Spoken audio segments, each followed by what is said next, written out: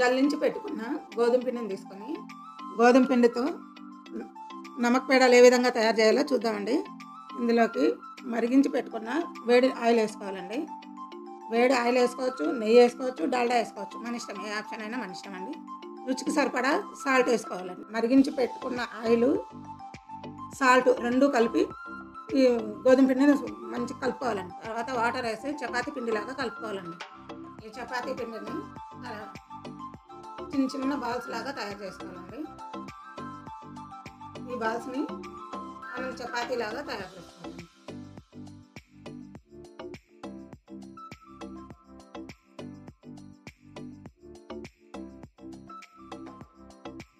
ఇప్పుడు ఈ బాల్స్ని చపాతీ లాగా ఒత్తుకొని ఈ చపాతీని మనము పత్తి తీసుకొని స్ట్రైట్గా లైన్స్, అడ్డంగా లైన్స్, ఈ రెండు లైన్స్గా మనం కట్ చేసుకోవచ్చు. లేదంటే డైమండ్ షేప్లో కట్ చేసుకోవచ్చు, రౌండ్గా కట్ చేసుకోవచ్చు, మన ఇష్టం. మనకి ఏ విధంగా కావాలనుకుంటే ఆ విధంగా కట్ చేసుకోవచ్చు అండి. ఏ షేప్లో కావాలంటే ఆ షేప్లో. ఈ విధంగా కట్ చేసి పెట్టుకున్న ఈ చపాతీ ముక్కల్ని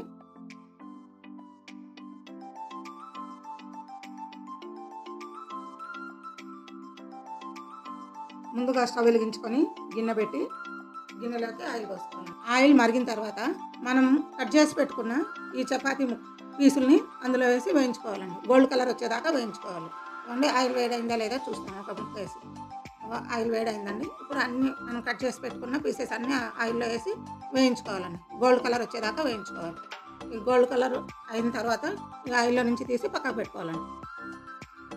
ఈ విధంగా అన్ని పీసెస్ని మనం ఆయిల్లో వేపుకోవాలి గోల్డ్ కలర్ వచ్చేదాకా. వేయించిన ముక్కలన్నిటిని ఒక ప్లేట్లో పెట్టుకోవాలండి.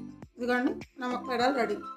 ఈ విధంగా కరకరలాడుతూ గోధుమ పిండితో తయారు చేసుకున్న నమక్ పేడాలు. ఈ రెసిపీ మీకు నచ్చితే మీరు కూడా ట్రై చేసి చూడండి. మీకు నచ్చితే లైక్ చేయండి, షేర్ చేయండి, కామెంట్ చేయండి. Okay, bye friends.